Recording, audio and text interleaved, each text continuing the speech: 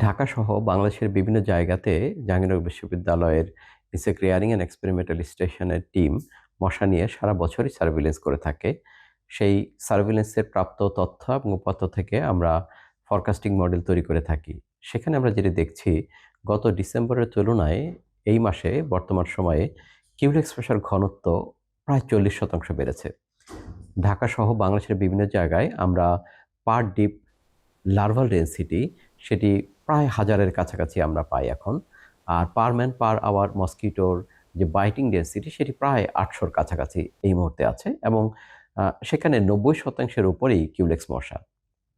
এই মুহূর্তে কিউলেক্স মশা বেড়ে যাওয়ার কারণ হচ্ছে দীর্ঘ সময় বৃষ্টিপাত না থাকা, আ অপটিক্যাল ব্রাইটেনার, কালার গার্ড এবং জার্ডলক সমৃদ্ধ অ্যাডভান্স ফর্মুলায় এলো নতুন রে ডিটারজেন্ট পাউডার।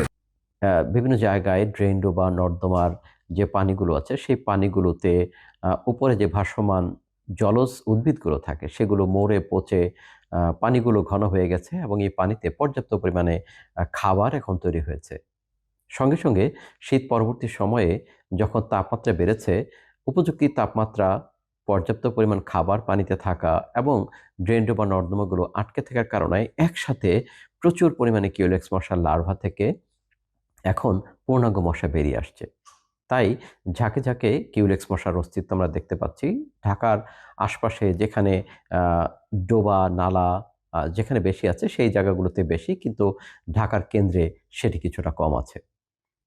যেটি করণীয় সেটি হচ্ছে ড্রেন বা নর্দমাগুলোকে ভালোভাবে পরিষ্কার করে যেই জলজ উদ্ভিদগুলো পড়ে আছে সেগুলোকে পরিষ্কার পরিচ্ছন্ন করে সেখানে লার্ভিসাইড প্রয়োগ করে দিতে হবে। লার্ভিসাইড ছাড়া এই মুহূর্তে ফগিং করে মশা নিয়ন্ত্রণ করা খুব বেশি সহজ নয় বা করা সম্ভব নয়।